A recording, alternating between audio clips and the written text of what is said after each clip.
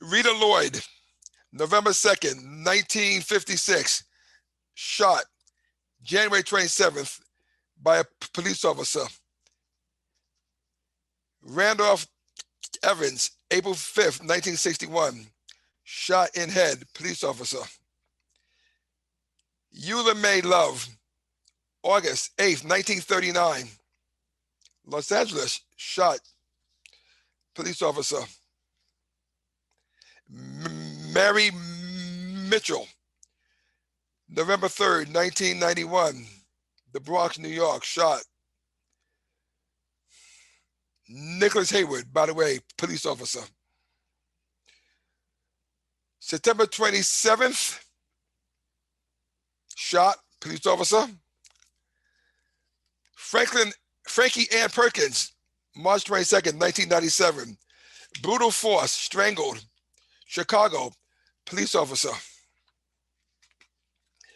So, Robynne, in case you're wondering what I'm reading from, well, I guess you're not wondering too much, but these are a list that is compiled by the memoriam I Can't Breathe.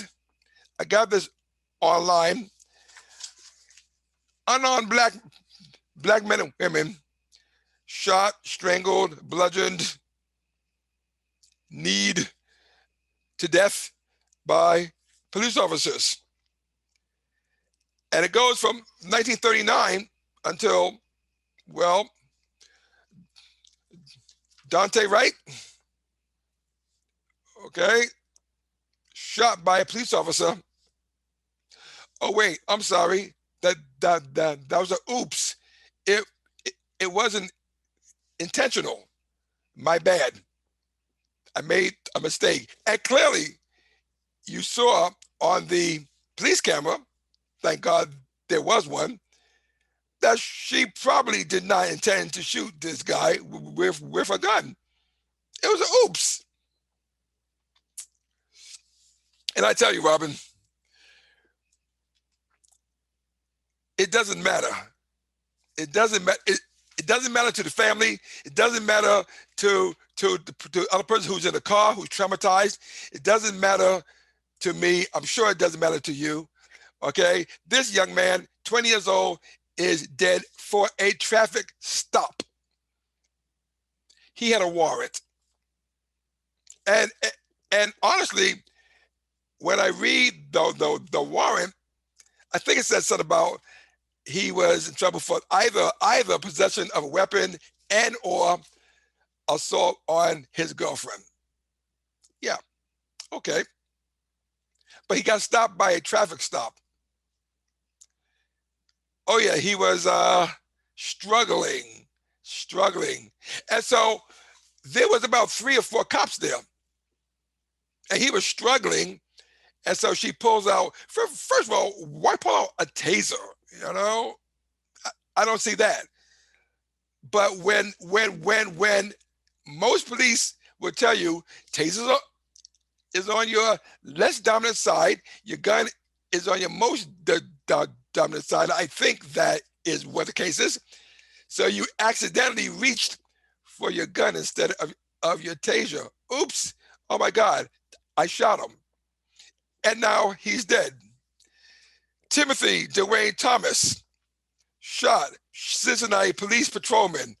Orlando Barlow, shot, Las Vegas police officer. Kendra Sarah James, shot, Portland police officer. I mean, there's a list. Tarika Wilson, shot, Lima police officer. DeAndre Terrell Farrell, shot, Memphis police officer. Sean Bell, oh, we remember Sean Bell, don't we? He was one of the highly celebrated cases. Shot, New York City police officer. The list goes on and on. And yeah, there are so many of them who are buried under what you might consider to be an ever-increasing list of folks shot, and they're buried. And then there are the celebrities, the Michael Brown, the Eric Garner, the George Floyd. Yeah, these are the celebrities. The uh, T- Tiana Taylor. You know, honestly, I'm sick and tired of going to funerals, and I mean mentally, mind you. But I am. My name is Aaron Boyce, and I'm the host of I I forgot what I'm the host of Square Biz podcast here at Florence Square. We are Sacramento's Black Wall Street here in Sacramento, 2251 Florence Road, and you are. I'm Robin Rosehamer. So, Robin, I don't think this is going to be a ha ha um, podcast because I'm not in a ha ha mood. What do you think about the list of names? And I haven't even begun, okay? What do you think about this ever increasing list of names of unarmed people shot by the police? Oh, and by the way, before you begin, I understand that unarmed may not mean not dangerous. I get that. Just because you're unarmed, it doesn't mean that you're not dangerous. But I gotta tell you, some of the things that I've seen, you are a police officer with a gun, a badge, taser, handcuffs, all that kind of stuff. It's your job to handle these things. We're gonna talk about training and all that kind of stuff later on, but it's your job to handle these things. You're not supposed to get all frazzled and scared and, oh my God, that's not what the job entails. So, yeah, there is some danger that's going to be a part of that. Robin, what are your thoughts? Well, you asked me about the list specifically, so I will say this. I think that all of those souls are laid on the altar of structural racism. All of those souls are 402 years in the making. All of those souls have been sacrificed to white supremacy. So um, the reality is that you're not going to stop going to funerals, physically or virtually or mentally or otherwise, because the reality is there is nothing to alter the soul of this nation, in that we were founded and created in the belief that Black souls are not human. So it's just the blink of an eye or an administrative set of paperwork that they get dispatched to the great beyond. Um, you can call it an accident, you can call it a substandard training, you can call it intentional, you can call it racism. But the reality is, it's going to keep happening because the way that we're set up, there can be no other outcome.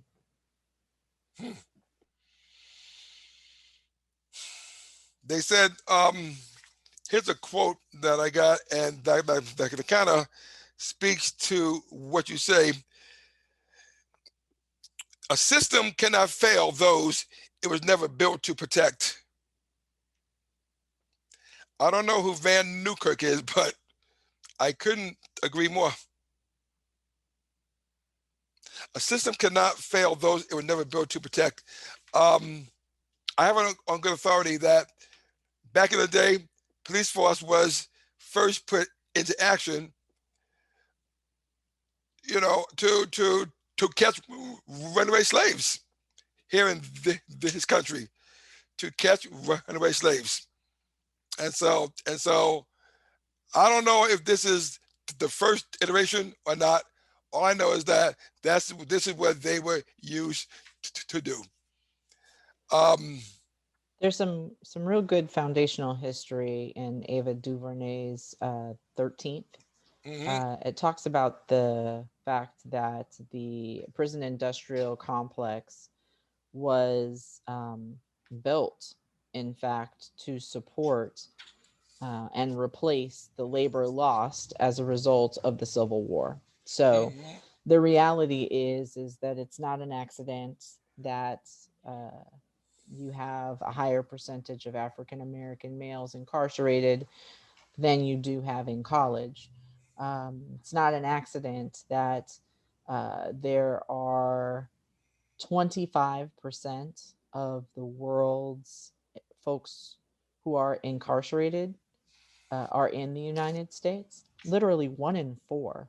And if you Hmm. think about it, and this is not my quote, this quote comes from Van Jones from the movie, but Van Jones said, 1/4 of the world's incarcerated population is in the land of the free.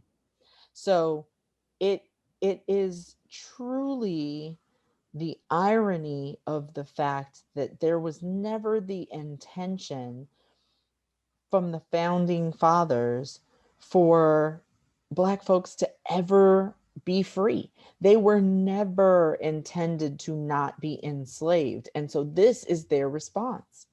It's not just a matter of um, trying to find some measure of equality in this for folks. The design is doing what it was intended to do, and that is enslave Black people. So you can enslave people physically and you can enslave them mentally.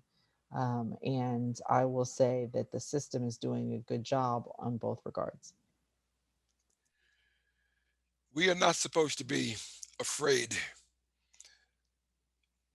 to walk out into the street, to have to walk into your car, see lights flashing behind you, and be afraid that you're going to die.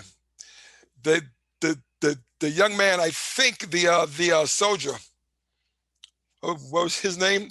I didn't he call his mom?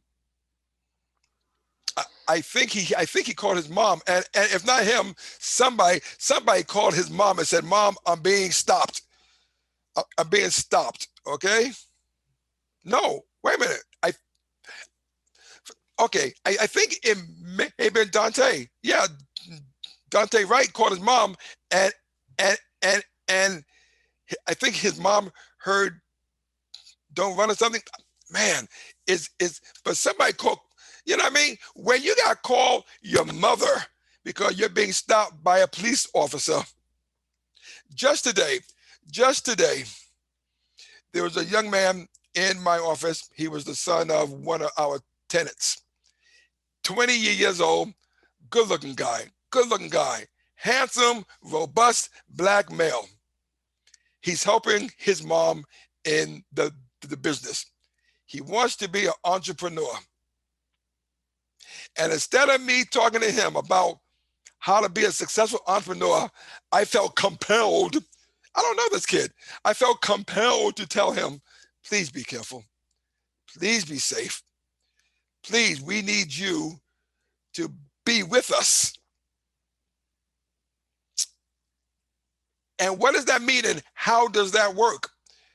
Okay, you got your hands where they can be seen. You you got your hands out of the vehicle. You're wearing a uniform. You are a United States military person. And this mofo can't get off his stupid whatever and de-escalate whatever he escalated, which by the way, they got guns on him from the get. He says, I'm afraid to get out of the car. The cop says, you should be. Why should you be afraid to get out of the car is what somebody needs to ask that police officer. Why was his response, you should be? Well, it's standard operating white supremacy, right? I not only have imminent control of this situation, that there is a no possible win for the person who's being subjected. He couldn't win if he stopped. He couldn't win if he got out. He couldn't win if he stayed in. He couldn't win if he complied. He Mhm. couldn't win if he asked questions. He couldn't win if he was deferential. He couldn't win. Mhm. This officer mocked him being a sergeant in Mhm. the United States military, and no one has fired him. He mocked. He said, "What are you, a lieutenant?" And the gentleman said, "No, I'm a sergeant." And he was like, "Oh, okay, sergeant." Like, he outranks you in any standard of leadership. You are subordinate to this Mhm. man, Mhm. and here you are pepper spraying Yeah. him and his dog. Hello, how come the SPCA is not up in arms about the fact that this police officer abused his privilege and authority to harm an animal for no reason? Mhm. Mhm. So it's wrong on all of the levels. But I put a definition in the chat, and I want to read it. It's Mhm. for structural racism. Mhm. So structural racism refers to a distributive system that determines the possibilities and constraints within which people of color are forced to act. It involves the operation of racialized relationships that produce the unequal distribution of material resources, such as jobs, income, housing, and access to opportunities, education, and training. The operation of these racialized structures fuses together social class inequality and racial inequality. A characteristic feature of structural racism and inequality is its ability to hide its true nature. Michael Peter Smith. And I had the just amazing pleasure of attending a training this past week through the County of Sacramento Behavioral Health Racial Equity Committee. And I gotta say that Andre Chapman is just so incredibly dynamic. And Andre Chapman has a wonderful training that helps us to wrap our head around this concept of structural racism, because it really is centered around a historical kind of placemaking. Mhm. And it talks about the responsibility of leadership in order to build trust with communities. So basically, Andre's premise is we just have to know that this is the fact. The structural racism is a fact. We can't operate like, oh, it's going to be better today. It's not. It will not be better today. So if we know the decks are stacked against us, if we know that the game is rigged, then how do we go through our existence and survive? Because they've made it so thriving's not super possible, right? Oprah's a billionaire, so the rest of us really don't have a good shot at it. Tyler Perry managed it. But the rest of us aren't really going to get a chance, because there is a gatekeeper, and then another gatekeeper, and then another gatekeeper. So the reality is, Aaron, you're going to keep going to funerals. You You are. know, you say the, the rest of us as if that's a large number. Did you know that in 2020, the African American population here in the United States is about 13%? 13%. Mm-hmm. And estimations through the years, 2025 is going to be about 13%, 2030 about 13%. 2035, guess how big it's going to be? About 13%. And all the way to 2060, 13.6%. So it's kind of interesting that according to these statistics, okay, we're not exactly expanding now. When you look at the Hispanic here in America, in 2020, 18.7%. By 2060, it'll be 27.5%. Well, you have to look at the social determinants of health, Aaron. I mean, the reality is when I say the cards are stacked against us, I'm not just talking about like going to get a job.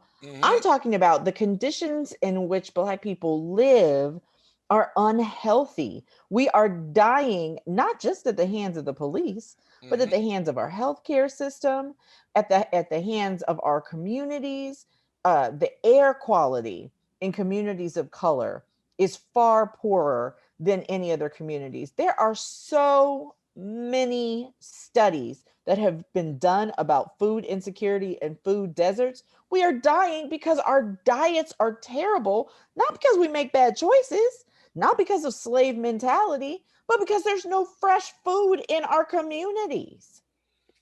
It is horrible, horrible when math bears out a qualitative response. And what you proved with your 13%, and 10 years later, 13%, and Hmm. 10 years later, 13%, it proves the theory of structural racism. Because any other community, despite some obstacles placed in their way, still has the capacity to thrive. Black folks cannot get ahead, not even in how many of us there are. Hmm. I did not mention the Asian community, 2020, 5.8%. By 2060, 8.9%. We are, I mean, I didn't do Eskimos, but we are not growing at any rate whatsoever. Um, and even though you say that it's not just the black police shootings, and I agree with you, um, yet there's still uh, Derek Jones shot no, November 8th. Oakland police officer Derek Williams, um, blunt force, respiratory distress, July 6th, 2011. Milwaukee police officer Kenneth Chamberlain Sr. tasered, electrocuted, and shot. November 19th, 2011. White Plains police officer Raymond Luther Allen Jr. February 29th, 2012. Tasered, electrocuted by Galveston. Wow, it looks like it's all over the United States, huh? All over the United States. Chavis Carter shot July 28th, 2012. Jonesbury police officer. Sharmell T. Edwards, Las Vegas, shot. Las Vegas police officers, April 21st, 2021. So you're right. We are dying by heart disease, obesity, diabetes, but we're not supposed to be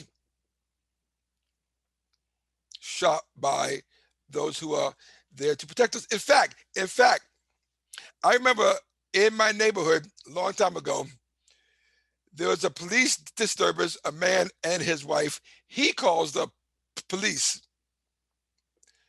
Hours later, he winds up dead by the hands of the same police who he called.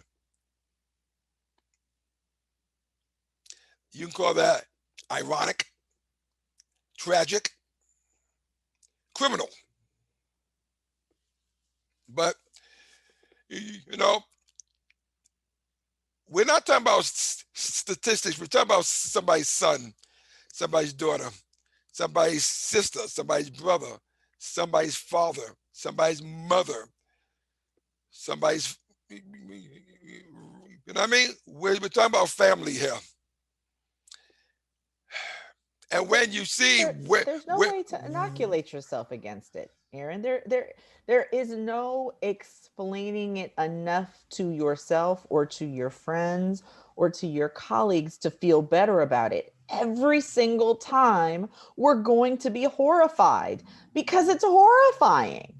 But we can't just be horrified. Agree. Action must take place. Now, Agree. now, now.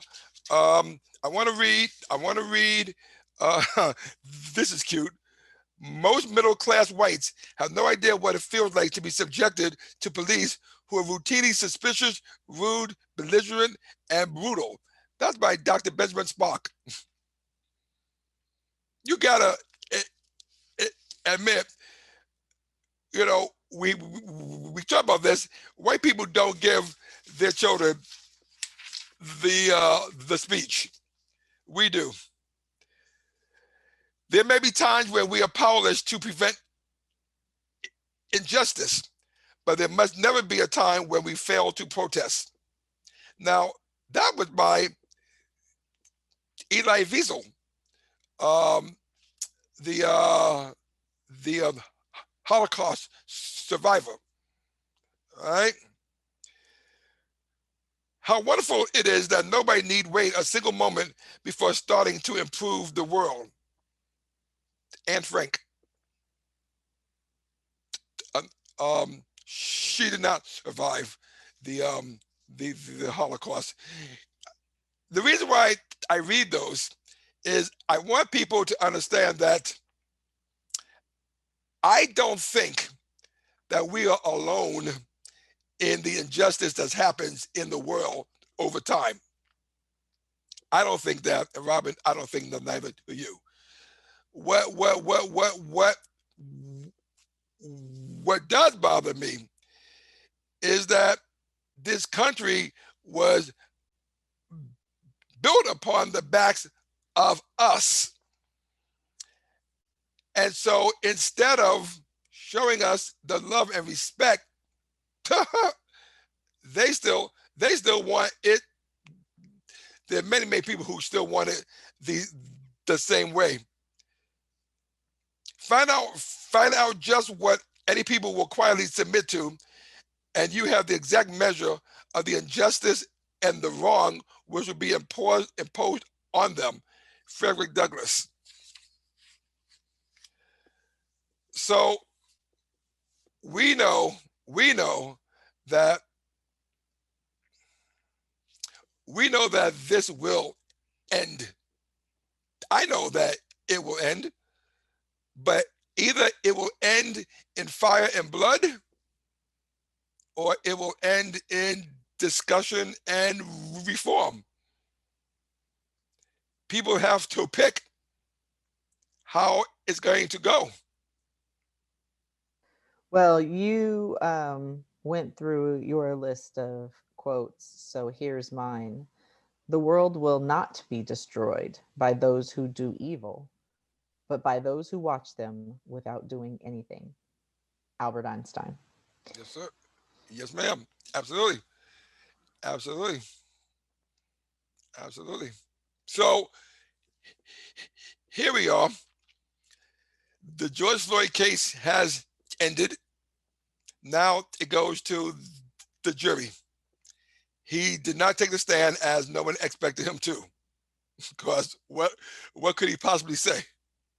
What could he possibly say? He will be found guilty of second-degree murder. There is no other way for this to end. Oh, there's another way for it to end. There is no other way for this to end. Perhaps you have forgotten when Los Angeles got tore up. I did not forget. And that is why I know there is no other way for this to end. That's exactly why I know there's no other way for this to end. No. I want to prepare you. I really do. I hope is not a strategy. And I want to prepare you for the distinct possibility that the same community that just shot another Black boy outside the courthouse, darn near, is going to free this unscrupulous police officer. Because this wasn't even, the George Floyd case is different. Actually, it's more along the lines of the Ahmaud Arbery situation, where where he was hunted down. So George Floyd wasn't shot. George Floyd was choked to death by someone who had 7 minutes to make other decisions. At 6 minutes and 30 seconds, he could have done something different. At 6 minutes, he could have done something different. At 5 minutes, he could have done something different. To do something so egregious as to take a man's life for 7 minutes you are a horrible person. That is not second-degree murder. They shouldn't find him guilty of second-degree murder. They should have found him guilty of first-degree murder. And yet, I'll take that. I'll take second-degree murder and a 15-year sentence any day. I'll take that. And honestly, I'll call that a win. As long as we continue to accept the scraps from Longshank's table, a quote from one of my favorite movies, Braveheart, then we will continue to lose. We will lose our dignity. We will have sergeants begging for their lives and the demeanor and well-being of their dogs. We will have young women getting shot in their beds. We will have men who can't go out and jog in the neighborhood without getting irrationally hunted down by complete and total idiots. The whole point of it is that as long as we continue to say, okay, the fact that he's going to jail at all is a win. As long as we continue to lower the bar. I said 15 years. Going to jail, that's going to jail for 15 years is going to jail at all. He killed somebody. If you killed somebody, Aaron, you'd be going for life. Tiana Taylor, that is Breonna Taylor. I'm sorry. Breonna Taylor. I believe her assailants, her murderers, they were charged with what? Endangering the community? Is that whatever it was endangering the community? Okay. You know? Yeah. No.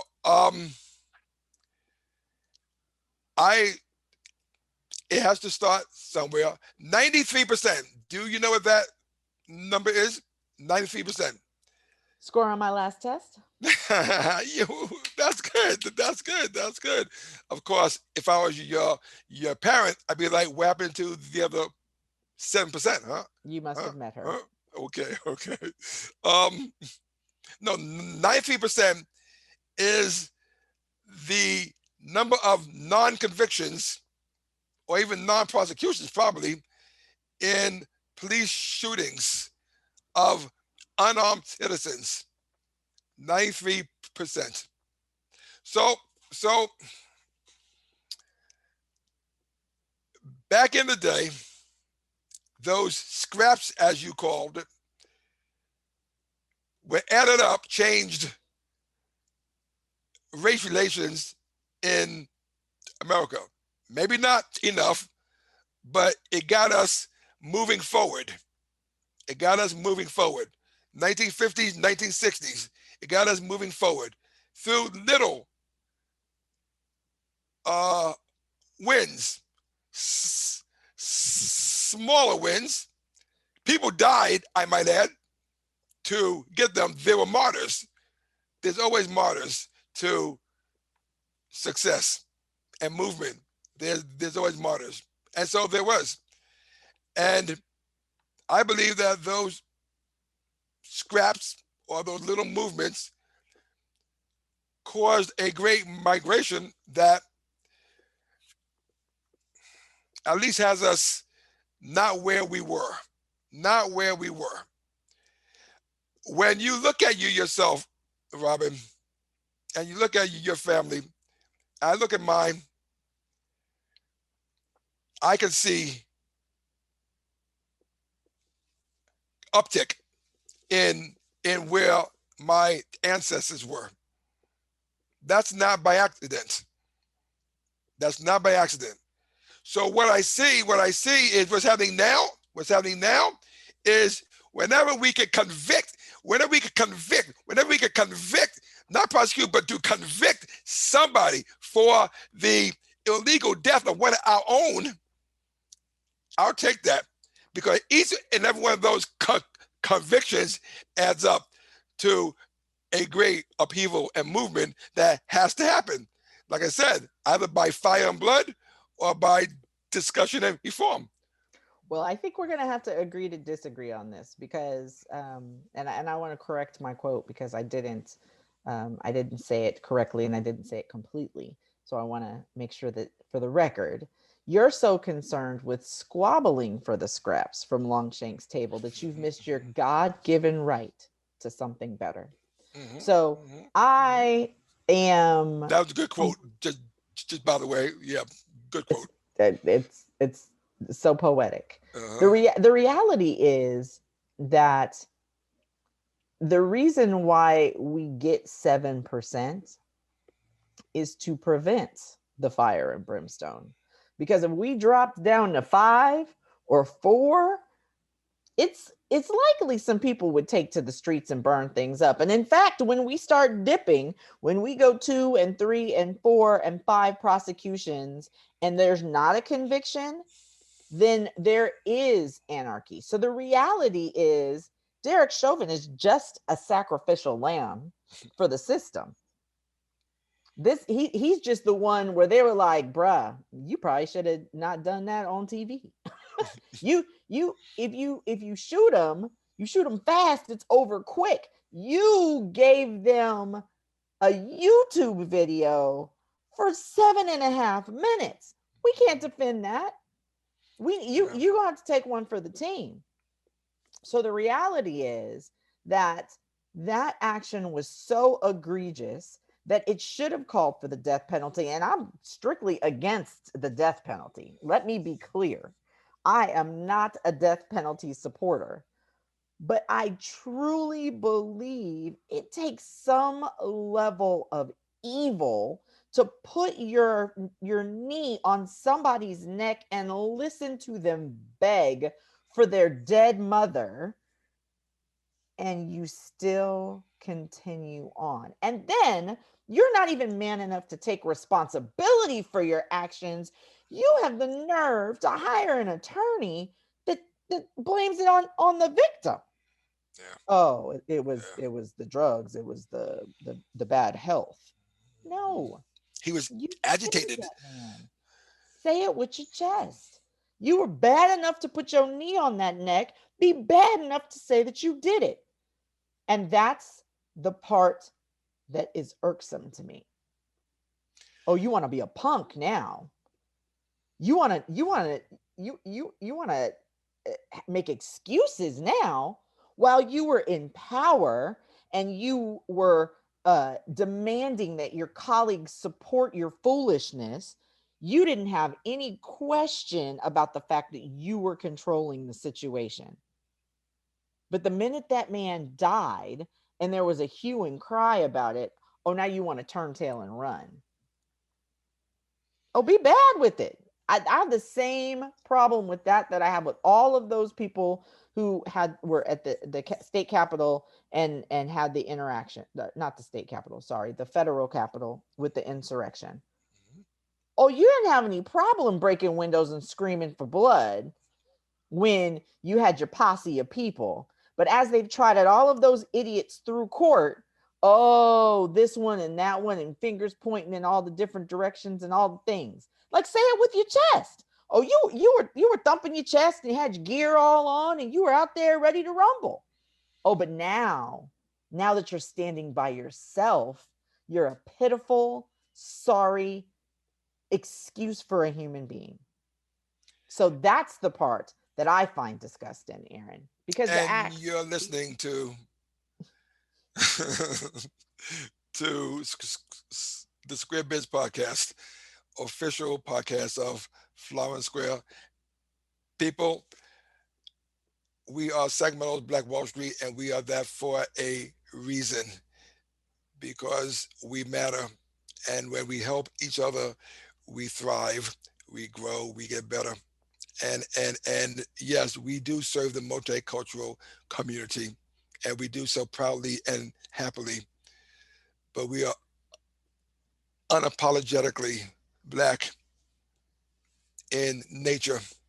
And we have the African Heritage Museum, the Sojourner Truth African Heritage Museum, that just grew and expanded. And I recommend that you go and you check it out, Robynne, in case you haven't.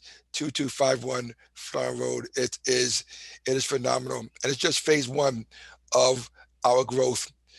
We have so many wonderful retail vendors that are there to serve you and want to serve you.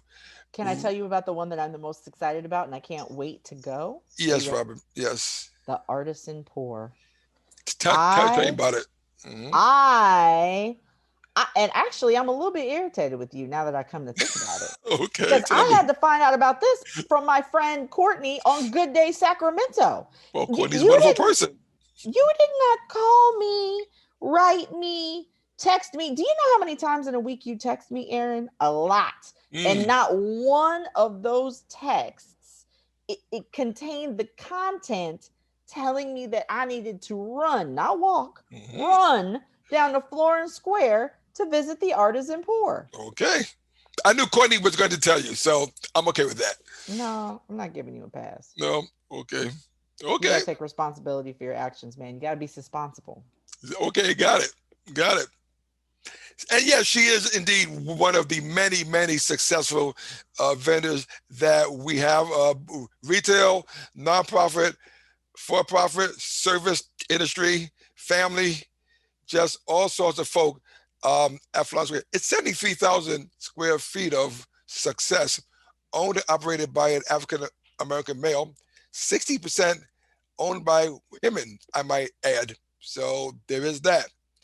Um, Coming up, probably in May, the end of May, we have the Health and Wellness Center on the other side. For those of you who know, where used to be the WIC area, and now we have 30 offices devoted to health and wellness. So we're very excited about that. And of course, we have the African Marketplace, which is every first and third. And they've been doing great, great things for years and years and years. To be joined by the second Saturday, which those of you in Sacramento know, the second Saturdays are devoted to art and culture. And so, because Miss Shona McDaniels, who is the curator of the museum, she is going to preside over the second Saturday, and it's going to be fantastic. The first day is going to be May 8th, and we're going to have art, live art, and music and food and wine from Artisan Poor, I might add. See, I just told you. And just all sorts of great and wonderful things. And that is May 8th. And then follow that up by May 22nd. We're going to be, May is Small Business Month. And so on May 22nd, which is also a Saturday, we're going to have Small Business Saturday at Florence Square, a collection of workshops and seminars to help you be successful, whether you're an entrepreneur just starting or well into it. Uh, these workshops are designed to help you and sponsored by um, uh, Starbucks and FM Bank in collaboration with the Small Business Development Center. So this is good, and we'll get you more information about that. You know, I do this, Robynne, because it's about legacy, the legacy of our people. You know, without African Americans, there would be no America. We all know that. We all know that. Or if there was, it would look a heck of a lot different. And so without African American success, there would be no American success. Because when one succeeds, we all succeed. When we come back, Ms. Robynne, we're going to talk about solutions, perhaps. I do believe we have to find something. Fire and brimstone or discussion and reform. And we'll see you in 2 minutes. My name is Aaron Boyce, host of the Square Biz Podcast here at Flower Square, where culture meets business. We're at 2251 Florin Road in the heart of South Sacramento on 24th and Florin Road. Happen to be Sacramento's black-owned Wall Street, 1% minority-owned, 85% black-owned, 60% women-owned. So we're here for you. We're here for your success. We're here for your business. So come on in, check us out, and by all means, check out Square Biz Podcast, coming to you on all forms of social media. And we are back. I want to thank you for staying with us this long. Normally, we have lots of fun. Today, I'm not in a lots of fun mood. We had yet another police shooting, another police malfeasance. This one was a oops, as if that matters. She was arrested. We'll see what happens with that. They say that accidents are not a part of the what do they say? Accidents are not a part of the jurisprudence. They say that what happened was a crime, and then you have to discuss how that happened. So if you want to discuss, oops, it was an accident, that's fine, but we're still going to prosecute you for the crime. So again, we'll see how that happens. Shelley Marie Frey, December 6th, 2012, shot off-duty police from Harris County. Johnny Kamani Warren, tasered and electrocuted in Alabama. Jamal Moore Sr., shot December 15th, Chicago. Clinton Allen, tasered and shot March 10th, 2013, Dallas. Larry Eugene Jackson, shot Austin Police, July 26, 2013. Jonathan Farrell, shot September 14th, 2013, Charlotte Mecklenburg police officer. You can see that I haven't even gotten anywhere to the 2018, 2019, 2020s, right?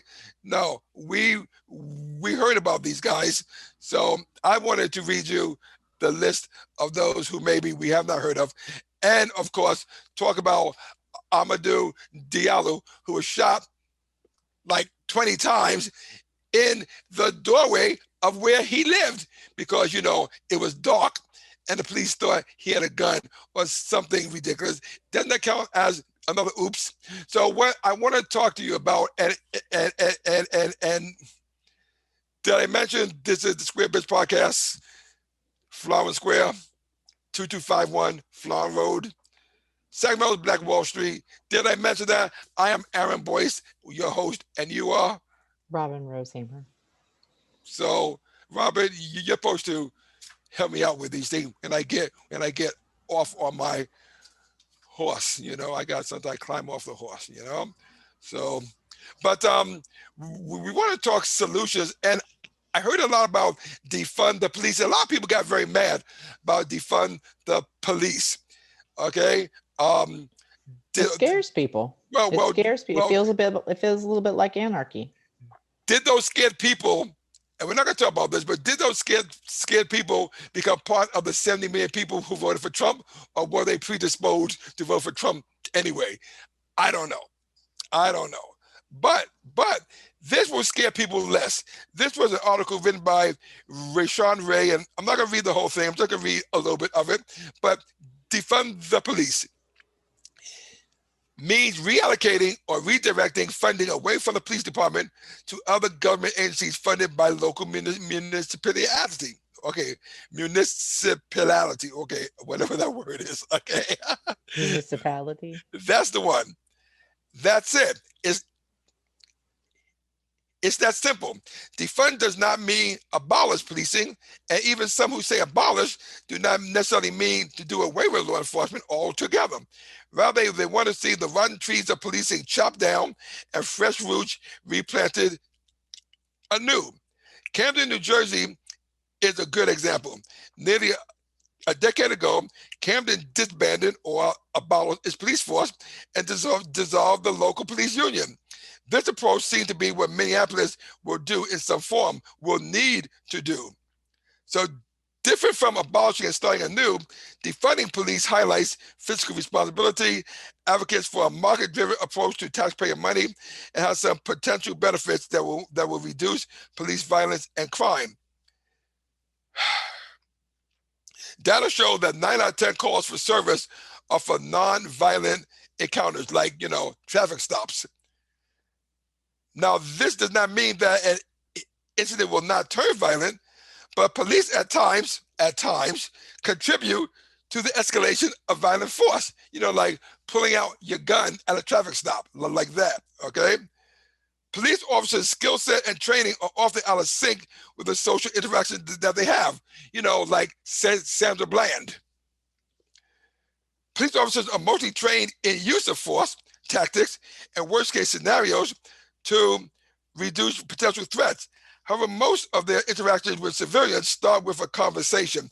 At least that's what it is supposed to do. Start with a conversation, not start with get out the car with your hands up. So this is his idea of defund the police. What are your thoughts on that? Well, I do think that semantics are important, and oftentimes folks get caught up in the language of it. But the reality is that, in the example that you're going to give about Camden, is that there are some seeds of possibility that are born of the attempt. And to your point from the earlier segment, we have to try. You either have to try or just go on ahead and lay down and decide that you're going to die now. So you have to, and I don't know whose quote this is, but shoot your shot, right? Um, so the reality That was is, Robynne Rosehamer. it was not mine. It was probably Michael Jordan or somebody like that. Okay. But the reality is that uh, you have to inoculate the public against the whiplash effect of aggravating language. I had a dear friend who is always been an innovator, but used to call herself a disruptor, but was in the social service space. And I had to, sit her down and say, listen, the reason why all of these seasoned veterans in the social services space recoil when you use the phrase, I'm a disruptor, is because they frequently look at people who are disruptions as a problem in their industry. Mhm. So again, it's about the language, and defund the police may be true. There are some people who legitimately mean that, mean like take the money away from the police.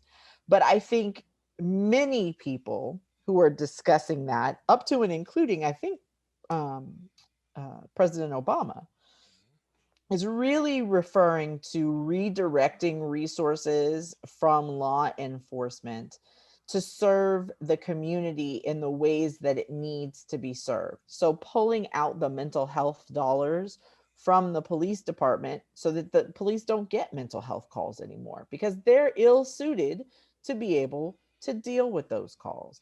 I think that they talk about pulling the money out to be able to talk about child welfare because the police are ill suited to be able to deal with child welfare. The reality is that most correctional officers or police officers get less than 40 hours, that's 1 week worth of training in the mental health space, and less than 12 hours in early childhood education. So, why would you call these people who are ill suited to be able to appropriately address an issue to an emergent situation? It's like if I got a toothache, I'm not going to the Captain veterinarian. Pills. Captain Pills. Hmm. I'm going to my dentist. Hmm. It's just a matter of choosing the correct professional for a situation. So yeah, defund the police. You know, this training that we talked about, somewhere in my notes, I read that part of the training of one of the cities training was watching the movie Zootopia because, it's relevant, I presume, somehow. I But don't even know what that movie is, but it sounds offensive. it's a it's a cartoon. It's a cartoon. Uh, um, but look here, we know, Robynne, you've been to office trainings, have you not? When you are part of an organization and they say, "Oh, okay, guys, it's a meeting in the break room or the rec area, whatever, where we're going to have training," right? How engaged are the participants in that training? Many Well, times they are not very. not. Yeah. Exactly. So even if it was the best training possible, you got to get the folk to want to be in it and learn it. So here's what Camden did. Because you see, I got a friend who wants to burn the down. He does. And You and only and, have one and friend like that? Because I well, got like most of my friends are like that. most of the friends like that. I'm the least radical Are you of now? my friend. Wow. Okay. Yeah. Okay. Okay. Yeah. I still want to find a way. I know, I do. But this guy, he wants to burn it down and start again. And so when I did some research, Camden, New Jersey, minus the fire, they did pretty much just that. And I want to read this to you, okay? It says here, so what happened in this city, which is Camden, which for many years has been deemed among the most dangerous in America. Well, Thompson, who took the helm of the Camden Police Force back in 2008, says the biggest factor may have been the change in structure of the department itself.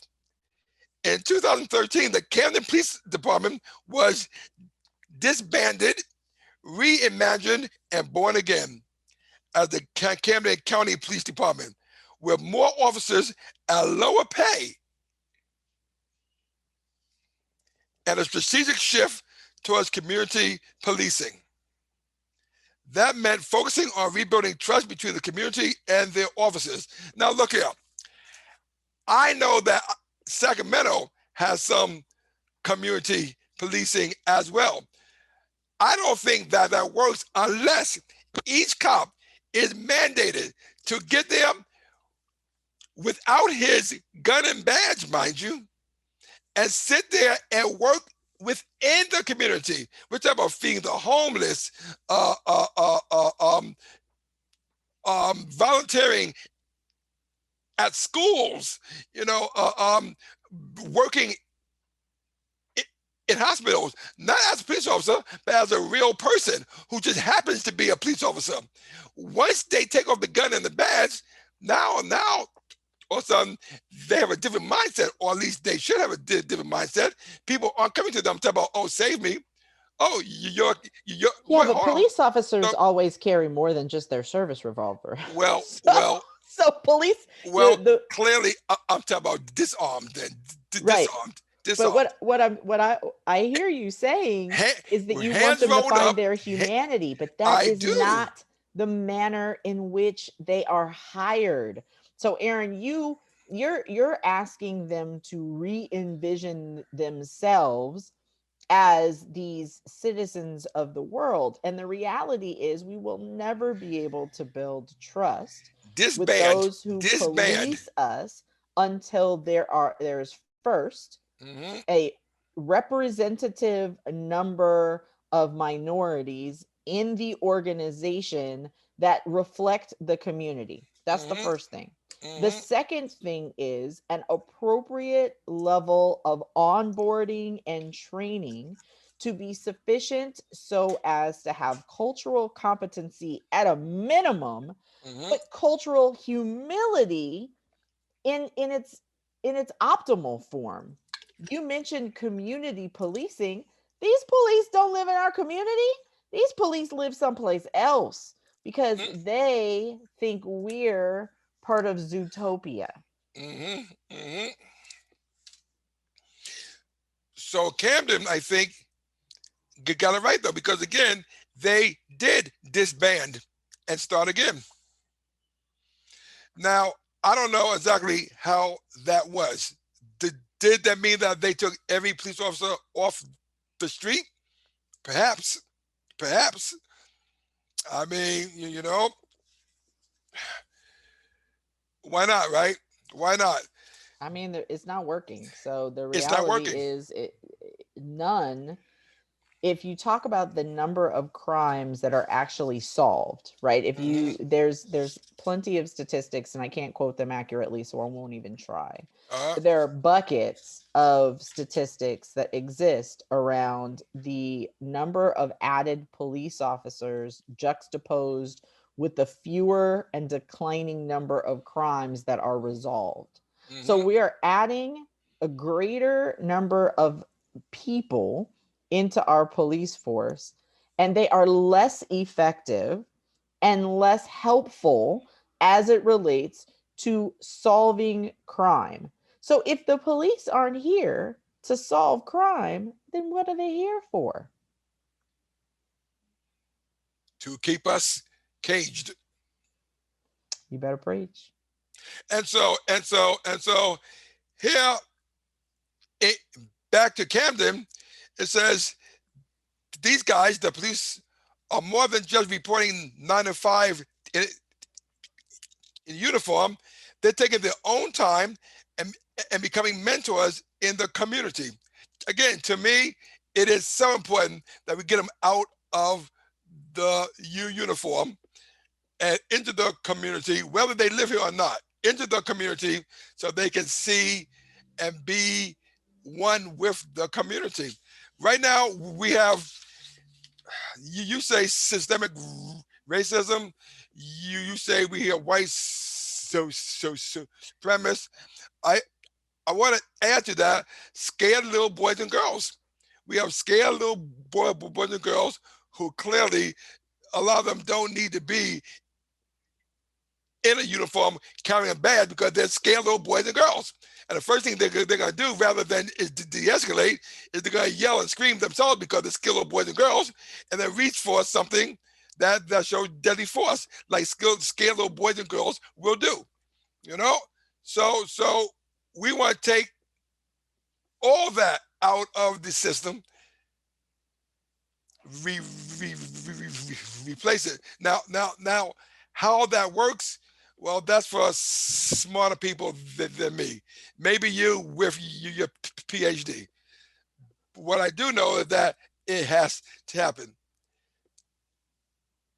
I believe that what Camden did, we can do across the country. And Camden says that they are not without its problems. Okay, they still have problems. But at least we can use this as one of the models, maybe not of success, but of a better way. Your thoughts? Well, the main thought that is coming to me from your lead in there is that maybe the police officers shouldn't be watching Zootopia, they should be watching Camdentopia. Sure. The reality is that you can't ever believe, no leader, no community um, person who is going to make a difference in the community can ever have decided that they have arrived in terms of the amount of information that they have. You have to be a continuous learner. You have to have humility, and you have to develop a spirit of inquiry in order to be successful in uh, leading people into doing anything and into systemic change. And so it is with that that I will leave you and say my my suggestions are in training that's meaningful to create outcomes that are determined by the community. How does the community want to interact with law enforcement? Can you find that out first before you just send these people out here all willy-nilly to do whatever they want to do? It can't be about the police agenda. It has to be about the community's agenda, because quite honestly, I don't know about nationwide, I just know about in Sacramento because we hear about it a lot. We spend a tremendous amount of our financial resources, both for the city and the county of Sacramento, on police. So if we are going to invest the dollars that we are investing in law enforcement, it has to have some meaningful outcome. We can't all just be driving around waiting to get shot.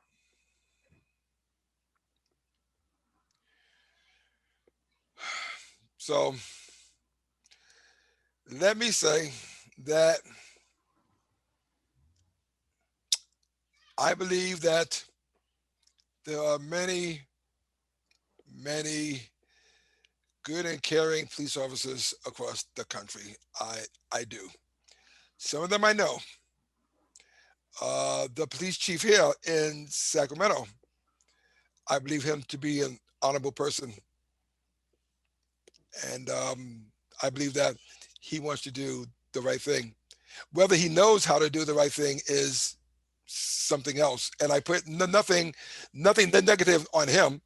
What we've been talking about, what others have been talking about, is another way, a- another more bold and vibrant way.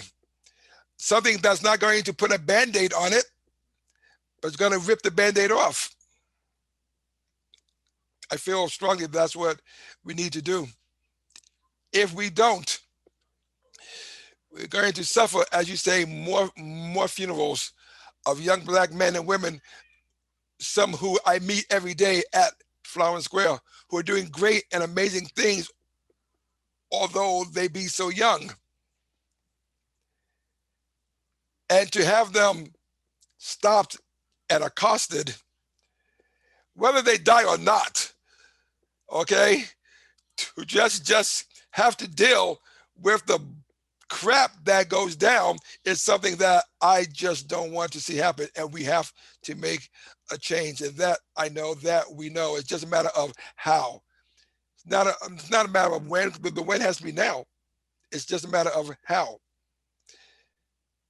Because I just don't want, and I know I will, but I just don't want to hear about any more cases. So I'm hoping, and yeah, hope is a thing. I'm hoping that, well, you know what? I'm hoping that our leaders will continue to protest. Our people will continue to protest. If there must be, and I don't advocate violence, I never have. I don't advocate rioting, I never do. But somebody said, and I'm gonna cut this short, but I gotta read this because it makes a lot of sense to me. I'm going to try to find this. Hopefully, I will because it's a good quote. Give me a second. Okay, here we go. If you're calling for an end to unrest, but not calling out police brutality, not calling for healthcare as a human right, not calling for an end to housing discrimination, all you're asking for is a continuation of quiet oppression. Alexandria Ocasio Cortez, AOC is the AOC. truth. Absolutely. So